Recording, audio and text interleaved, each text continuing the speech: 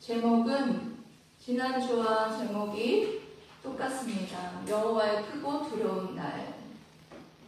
지난주에 제가 1부만 하고 나머지 뒷부분 3절을 하지 못했습니다. 그래서 지난주에 이어서 여호와의 크고 두려운 날이라는 제목으로 함께 읽어나눌 본문 말씀은 말라기 4장 4절에서 6절 말씀입니다. 교독하도록 하겠습니다. 너희는 내가 호렙에서 온 이스라엘을 위하여 내 종 모세에게 명령한 법, 곧 율례와 법도를 기억하라.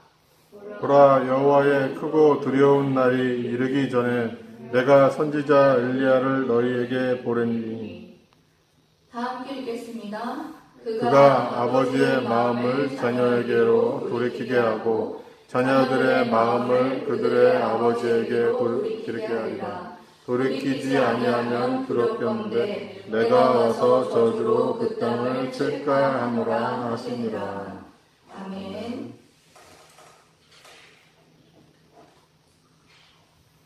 지난주에 아빠의 죽음을 맞이하며 또 장례 예배를 인도하면서 많은 것을 깨닫고 많은 생각을 하게 되었습니다. 아빠가 건강하실 때 저희 집에 오면 제가 그때 했던 일이 있었어요. 우리 구원의 확신 그 책 있잖아요.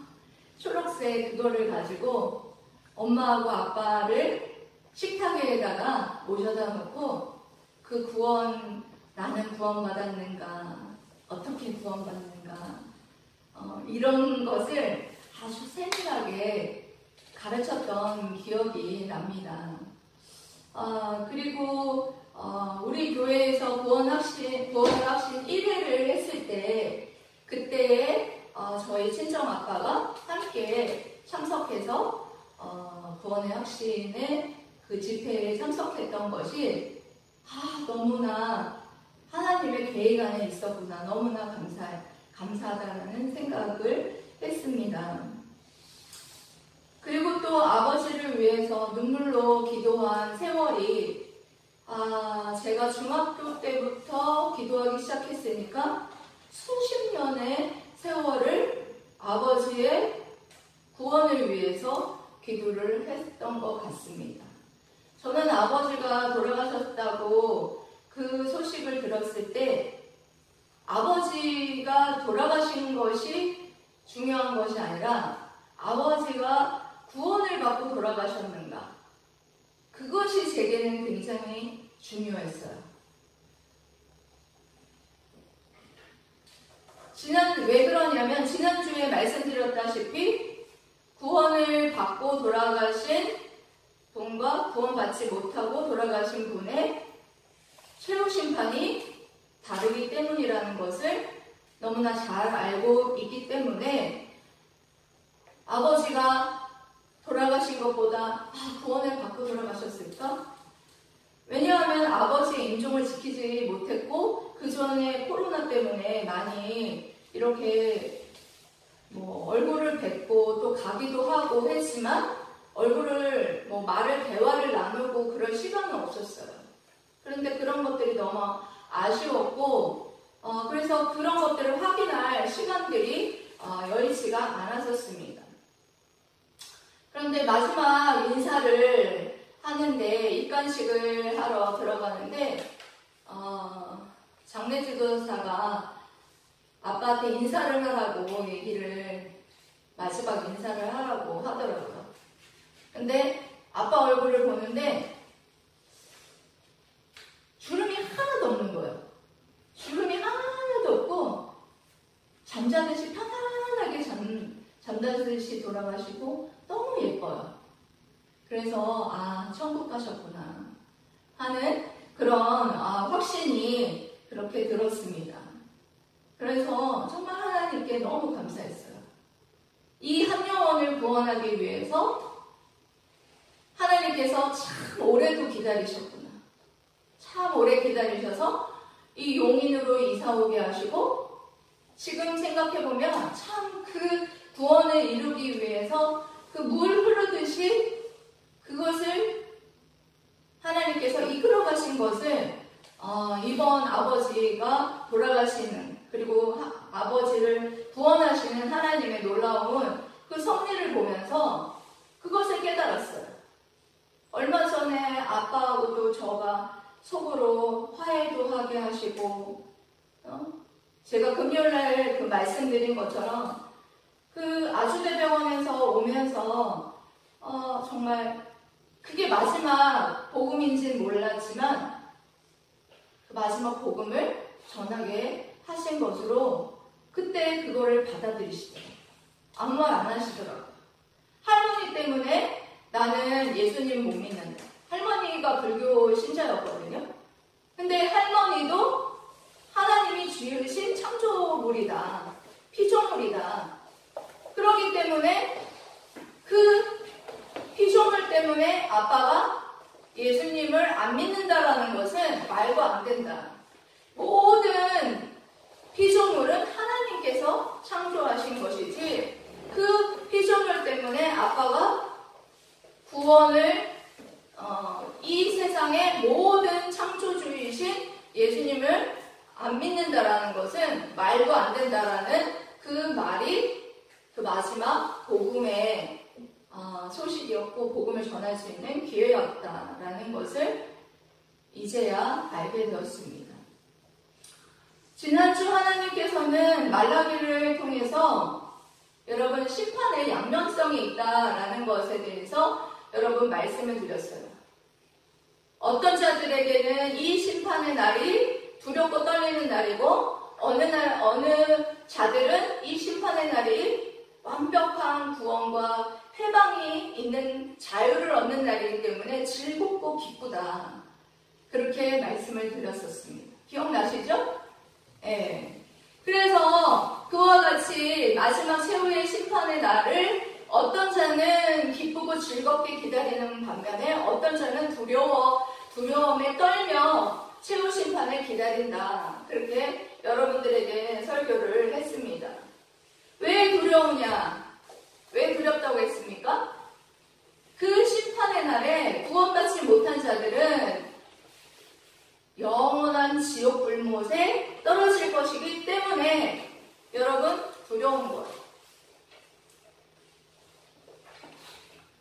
어떤 이는 왜 영원히 기뻐하고 즐거워 막 춤을 출 것이냐? 왜냐하면 공의로운 해이신 예수 그리스도로 말미암아 치료의 강선이 우리에게 내리쳐서 모든 질병과 모든 영혼의 자유를 얻게 될 것이다 라는 말씀을 드렸어요. 여러분 예수 그리스도를 믿어서 여러분들 어땠습니까? 기쁘고 즐겁고 자유로웠죠. 그때 예수님을 믿었을 때 생각해 보세요. 기쁘셨죠? 즐거우셨죠? 그것이 영원한 날이 올 것이다 라는 거예요. 그리고 육체적인 것은 지금은 질병으로 인해서 믿는 사람도 아프고 때로는 지치기도 하고 육체적으로 영적으로 또 정신적으로 아프기도 하지만 그날은 그 모든 영적인 것, 정신적인 것, 육체적인 모든 것들이 어떻게 해요? 주님의 치료의 강선으로 완벽하게 치료되어서 치료의 강선을 쏘아주셔서 기뻐 송아지가 뛰어노는 것과 같이 그렇게 뛰어논다는 거예요. 여러분 즐겁습니까? 안 즐겁습니까? 네. 저는 이 말씀을 연구를 하면서 이 말씀이 현재적으로 아픈 사람들이 많이 붙잡고 기도를 하는 말씀이기도 하지만 이게 여러분 이 현재적인 것뿐만 아니라 최후 심판에 있을 말씀이기 때문에 여러분들 이 말씀을 보면 너무너무 기뻐서 그 최후 심판이 즐겁고 기뻐서 기다려져야 돼요. 아멘? 아멘. 네, 여러분들에게 그런 기쁨이 회복돼야 돼요. 저는 이 말씀을 연구하고 읽으면서 그렇구나. 우리 주님으로 인하여서 이 최후 육체가 자유로워지고 건강해지는 이 날이 오기에 너무 기쁘고 즐겁구나. 빨리 왔으면 좋겠구나. 저는 막 이 말씀 연구하면서 기대가 됐어요. 기다려지고. 여러분들에게도 지난주에 말씀을 들으신 분들은 분명하게 그와 같이 기다려지고 즐거운 마음으로 기다리실 줄 믿습니다. 예, 그래서 이번에 아빠가 돌아가시는 것을 보면서 언제 죽을지 모르는 죽음을 준비하면서 살아가야겠다는 생각을 하게 됐어요. 아빠가 좀 더 견디실 줄 알았는데 저희가 외적으로는 준비를 할 시간이 좀 부족했어요.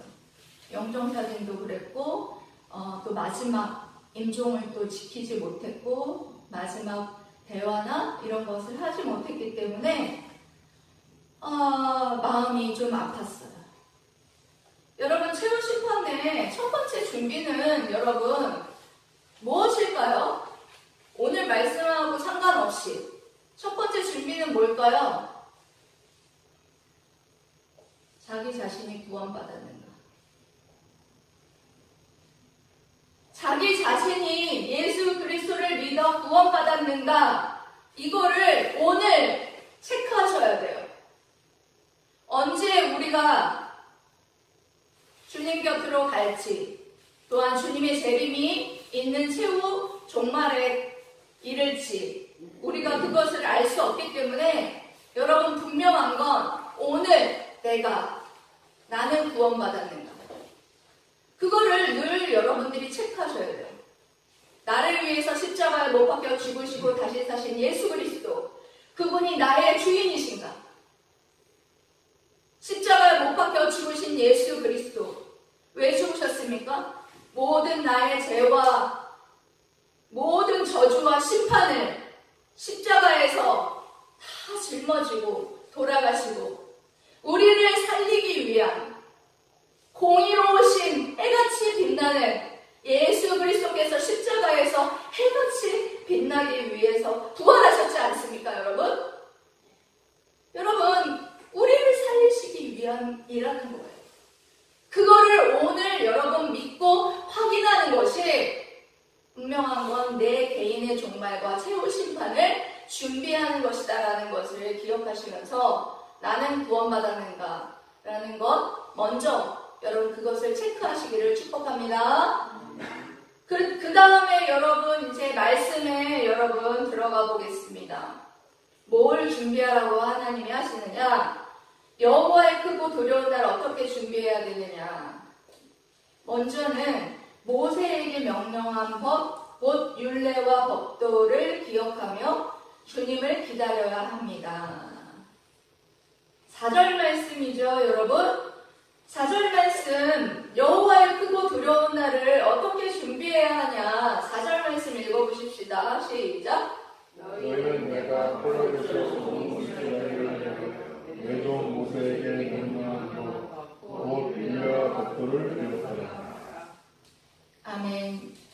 여러분, 여기 온 이스라엘을 위하여서 이와 같은 법도를 주셨대요. 여기에서 온 이스라엘이라는 것은 이스라엘만 말하는 것이 아니라 지금 여러분 구원받은 백성을 말하는 것입니다. 구원받은 백성에게 이와 같이 모세에게 준 이 율례와 법도를 내가 주었는데 이것을 잘 기억하여서 너희들이 살아가라, 이런 말씀이죠. 여기에서 모세에게 준 율례와 법도와 여러분 명령한 이 모든 것들, 이것이 여러분 무엇일까요? 먼저는 십계명이죠. 먼저는 십계명이고, 그리고 그 이후에 나오는 모든 율법과 율례를 가리키는 거예요. 구약에는요 613개의 율법이 있습니다. 이 613개의 율법을 지키라, 이렇게 명령을 하셨는데 여러분이 율법을 통해서 뭘 알게 되느냐? 뭘 알게 될까요? 먼저는 율법은요 구원받은 백성에게 주신 것이다. 구원받은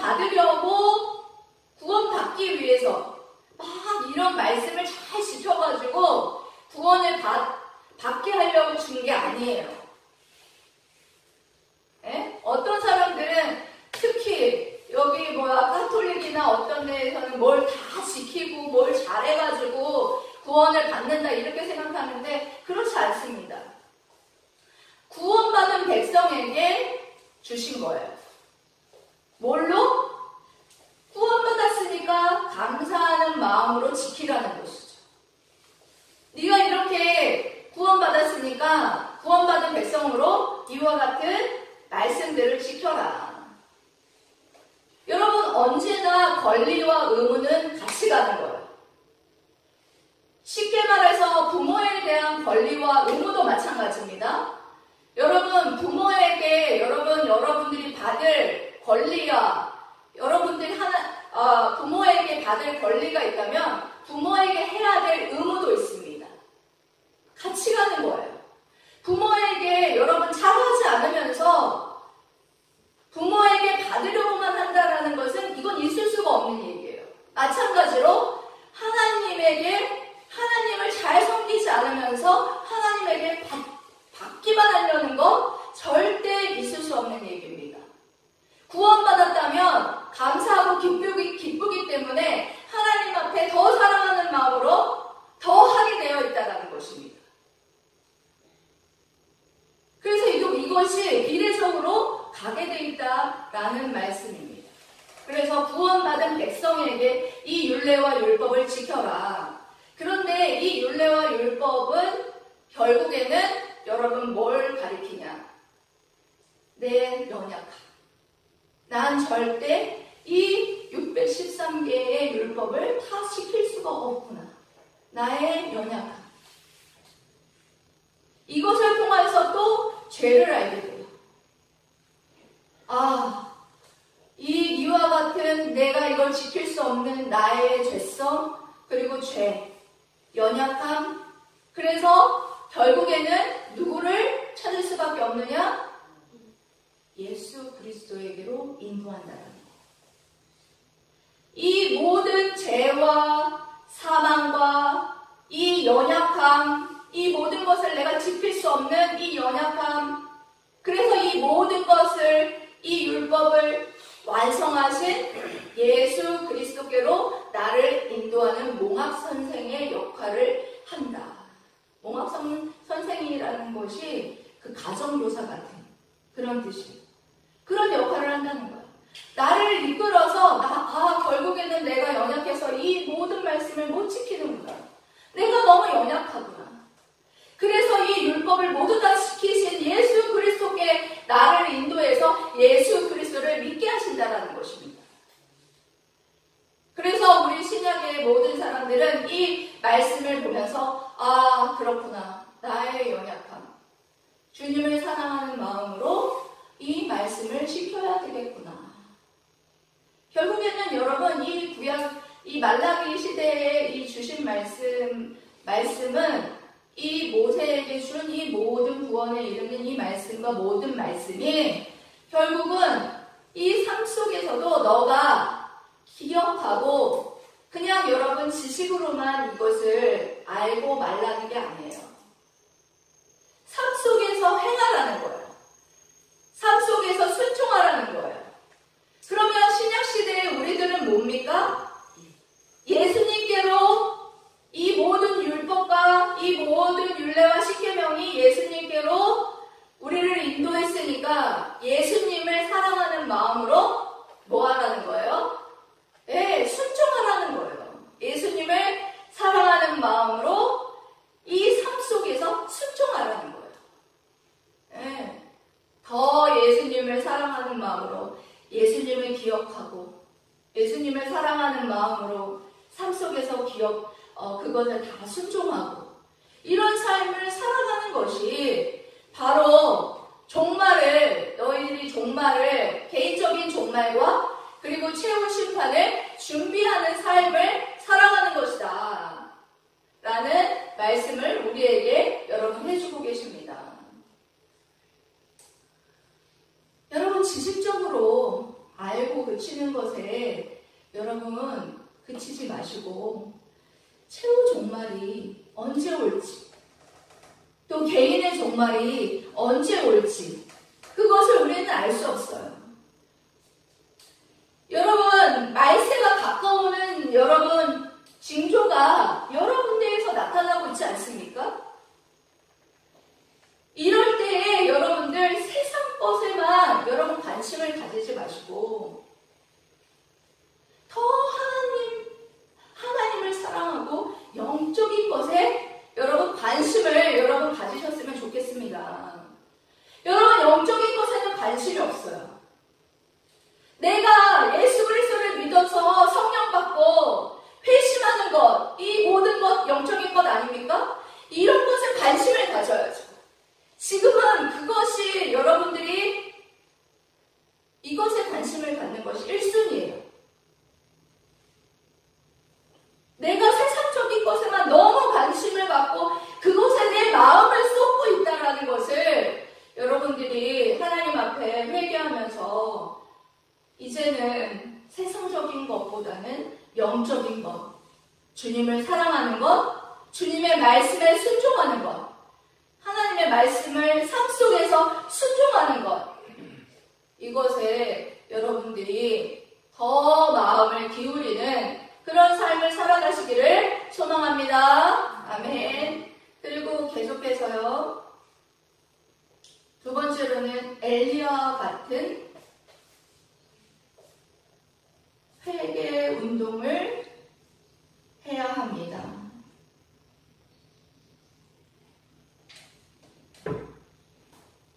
5절에서 6절 말씀인데요. 엘리야와 같은 돌이키는 일을 해야 합니다. 엘리야와 같은 회개 운동을 해야 합니다. 똑같은 말이에요. 돌이키는 일을 해야 하는 것과 회개 운동과 똑같은 말입니다. 5절 말씀 읽어보겠습니다. 시작. 내가 선지자 엘리야를 너희에게 보내리니. 아멘. 여러분, 여호와의 크고 두려운 날이 바로 최후 심판, 주님의 재림 다 똑같은 말이에요. 이 여호와의 날이 이르기 전에 누굴 보내요? 엘리야를 보내주시겠다. 이 엘리야는 선지자의 대표적인 사람이에요. 아시죠? 엘리야는 아합과 이세벨 시대에 우상 숭배에서 맞서 싸우고 많은 사람을 하나님께 돌이키는 데 쓰임받았던 그런 선지자였습니다. 그래서 여기서는 여러분 신약시대에 그 직접적인 그 구약의 엘리야를 말하는 것이 아니라 여러분 예전에도 제가 이 엘리야에 대한 강해를 한번 해드렸죠? 누구를 가리킨다고 했어요? 신약시대에는 예수님이 오시기 전에 회개와 세례 운동을 베풀었던 세례 요한. 세례 요한이 올 것이다. 세례 요한이 와서 주님의 길을 준비하고 그와 같이 회개 운동을 할 것임을 400년 전에 예언했다는 것을 볼 수가 있어요. 지금 우리는 이미 이루어진 그런 모든 말씀을 보고 있지만 시대적으로 보면 400년 전에 예언된 말씀이 400년 이후에 세례 요한이 옴으로써 성취된 것을 우리는 다 보고 있어요. 그래서 말씀을 여러분들이 읽어야 돼요. 이렇게 하나님께서 예언하시고 성취하시고 다 이루신다라는 것을 읽으면서 이 말씀을 읽으면서 이것을 여러분들이 믿음이 자라가는 거예요. 네. 그래서 이와 같이 쓰임받았던 세례 요한인데요. 그가 실제로 와서 무슨 일을 했어요? 하나님의 회개 사역을 했잖아요. 하나님의 회개 사역을 했습니다. 어떤 구체적인 사역을 했느냐? 6절 말씀 여러분 읽어보실까요? 시작. 그가 아버지의 마음을 자녀에게로 돌이키게 하고 자녀들의 마음을 그들의 아버지에게로 돌이키게 하리라. 돌이키지 아니하면 두렵게 내가 와서 저주로 그 땅을 축사하리라 하시니라. 아멘. 6절이 해석이 굉장히 많습니다. 근데 저는 그 중에서 한 가지 해석을 선택해서 여러분들에게 적용을 하려고 하는데요. 이스라엘의 경건한 조상들의 신앙을 불경건한 신앙, 그러니까 후손들에게 물려주어서 마음속에 들어가게 해서 그들이 그 조상들과 같이 신앙이 회복되게 하라. 그런 말씀이에요. 그러니까 쉽게 말해서 이런 말씀이죠. 아브라함이 믿음의 조상으로 굉장히 믿음이 좋았잖아요. 그 아브라함의 그 믿음, 그 좋은 믿음을 후손들에게 들어가게 해서 그들의 신앙을 회복시키는 그런 일들을 하게 하실 것이다. 그때 당시에 말라기서에서는 누가 했느냐? 말라기가 했다는 것이죠. 말라기 선지자. 여러분들이 오늘 이제 6절까지 해가지고 말씀을 다 살펴보는데 말라기서를 통하여서 하나님께서 그와 같이 회개 운동에 앞장서서 하나님의 말씀을 그 말라기의 선지자를 통하여서 그 후세대들에게 그 신앙을 회복시키는 데에 사용했다라는 것입니다. 이렇게 여러분 보면은요, 그 조상들보다 후세대들이 믿음이 이상하게 떨어지고 있어요. 여러분, 지금 여러분들이 보면 어때요? 지금 우리의 어떤 신앙보다는 우리 자녀들의 신앙이 조금 더 떨어지고 있죠. 떨어지고 있습니다. 여러분들 주변에 보면 더 자녀들이 신앙이 더 뛰어나가지고 엄마 아빠를 막 이렇게 가야 된다라고 말하는 그런 후세대들이 좀 드물어지고 있어요. 예전에는 그런 경우도 있어요. 그런 경우도 있는데 지금은 후세대들이 점점점 여러분들 신앙이 떨어지고 있습니다. 우리 조상들 중에 보면 주기철 목사님과 또 안희숙 여사님이 대표적으로 그와 같이 일사가고 목숨을 걸고 신앙을 지키려고 그와 같이 했지 않습니까? 그래서 우리가 지금의 이렇게 신앙생활을 평안하게 할 수 있었던 것으로 저는 생각을 합니다. 그렇기 때문에 저는 이 회개 운동에 그와 같이 여러분들이 저는 요한이 그때 신약시대에 그와 같은 일을 감당하여서 회개하라 천국이 가까웠다. 그와 같은 회개 운동을 했던 것. 그리고 또 말라기 시대에는 말라기를 통하여서 회개 운동을 했던 것. 그런 것으로 여러분 끝나는 것이 아니라 저는 지금 시대에는 우리 부모님들이 그와 같은 일을 해야 되지 않을까. 물론 여러분 교회에서도 그와 같이 믿음의 후세대들을 세우는 작업들을 해야 되는 것이 맞습니다. 그런데 지금 믿음의 후세대들을 세우는 일들은 가정에서 가정이 무너지고 가정에서 그와 같이 신앙교육이 똑바로 세워지지 않는 것부터 저는 믿음의 후세대들의 신앙이 떨어졌다라고 생각하는 사람 중에 하나입니다.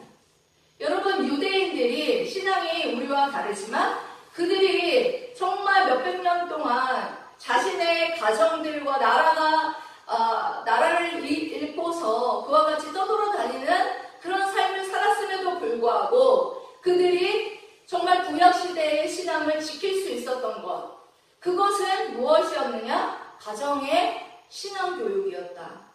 그렇게 생각합니다. 여러분들 탈무드 읽어보신 분들 있으시죠? 그래서 탈무드나 이런 데에 보면은 그와 같이 하나님을 경외하는 그런 경외사상, 예수님을 인정하지는 않지만 하나님을 경외하는 경외사상을 끔찍히도 집어서 그들은 하나님의 말씀을 그 모세오경을 싹 다 암송을 시켜버립니다.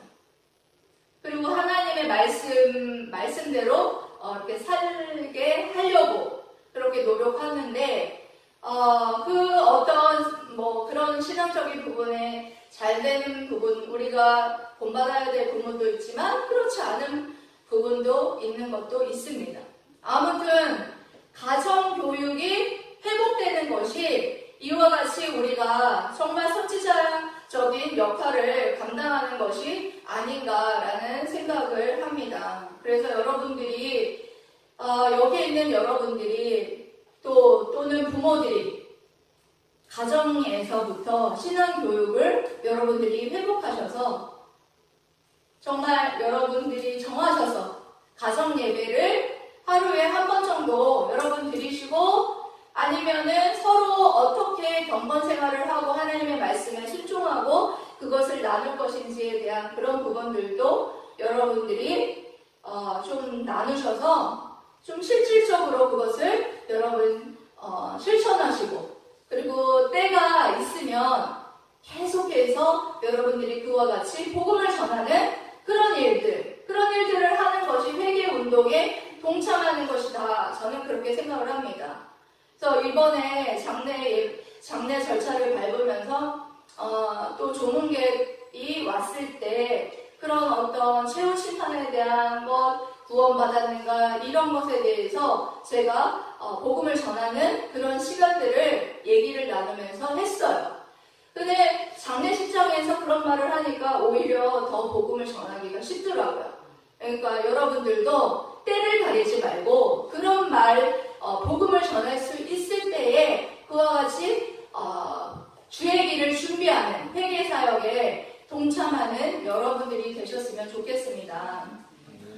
저는 오늘 이 말씀을 맺으면서 말라기서를 4장까지였는데요. 4장까지의 말씀을 맺으면서 저는 그런 생각을 했습니다.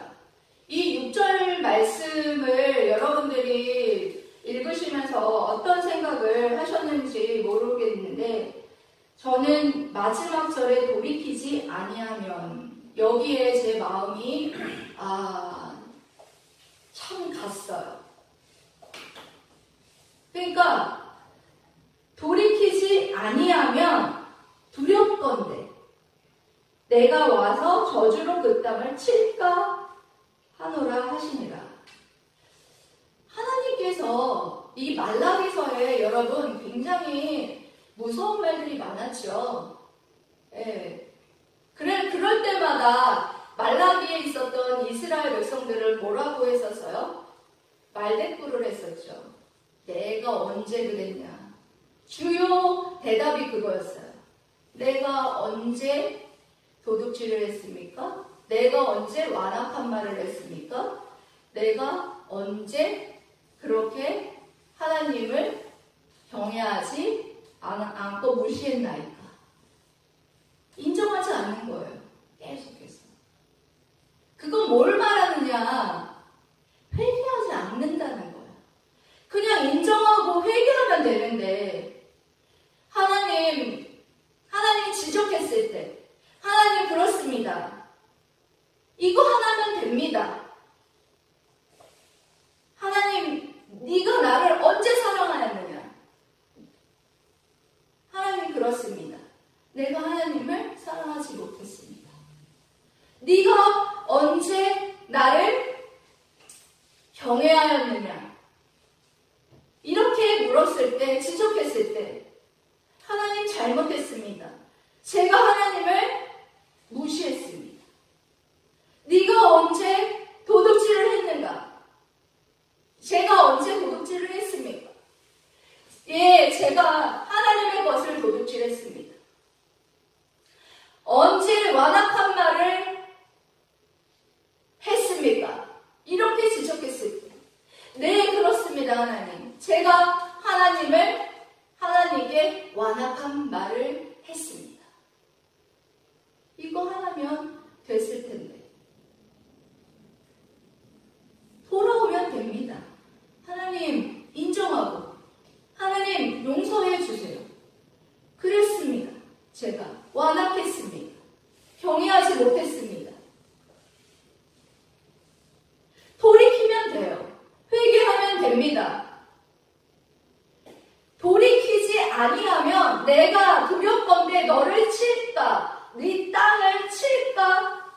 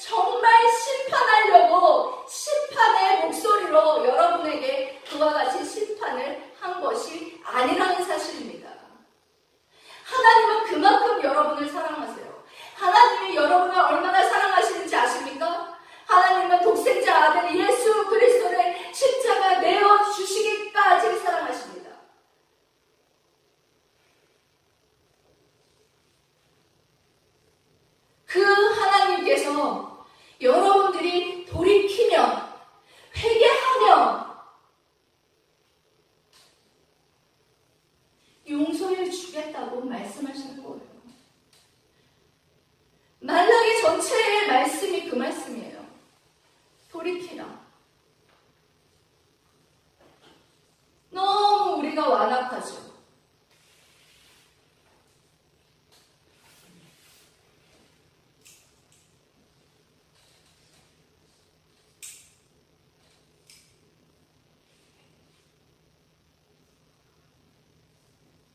이제 말씀을 여러분 맺으면서 다시 묻겠습니다.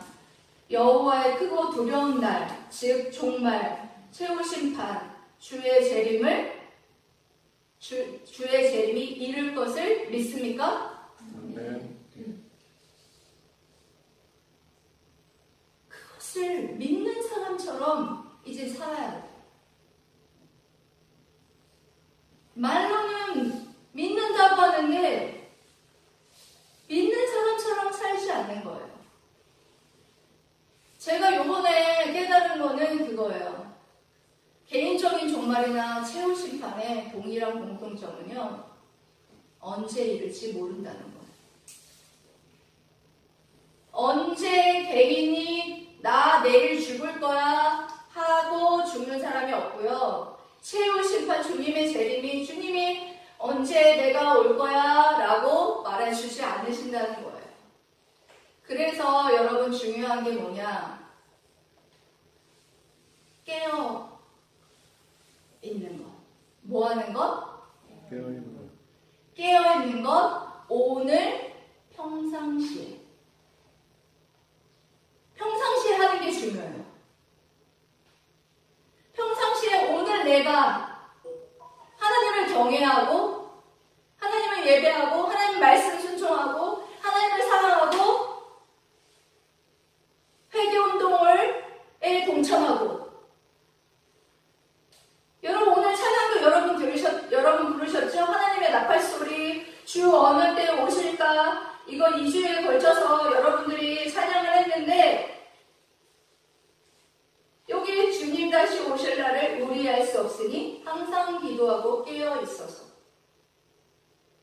기쁨으로 보좌 앞에 우리 나가서도록 그때까지 참고 기다리겠네. 하나님의 나팔소리, 하나님의 나팔소리 부를 때에 그와 같이 우리가 주님 최후 심판에 동참하여서 완벽한 구원에 이를 줄 믿습니다. 여러분들 이 최후 심판 평상시에 늘 깨어서 정말 그와 같이 준비를 하는데 여러분들 기억하실 거 뭘 준비하라고 했습니까? 주님을 사랑하며 말씀에 순종하고 엘리야의 심정으로 늘 자녀들을 가르치고 또 많은 사람을 만나면 여러분 복음을 전하고 여러분 그렇게 하면 후회가 없어요. 저도 아버지 돌아가시고 사실 평상시에 못한 게 점점 생각이 새록새록 나는 부분도 있겠지만 그래도 평상시에 아빠한테 복음 전하고 또 병원 모시고 다니고 할 만큼 하고 최선을 다했던 그런 것들이 마음에 위안이 되더라고요.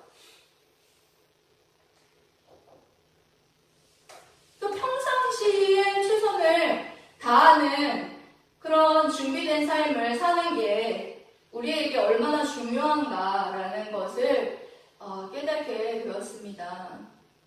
여러분들 주변에도 이 말씀을 듣지 못한 분들 있으시면 정말 최후 심판과 복음에 대해서도 열심히 여러분 전하시고 마지막 그 최후의 심판의 날을 하나님의 기뻐하시는 신부로 준비하는 저와 여러분들 되시기를 주님의 이름으로 사랑하고 축복합니다. 아멘.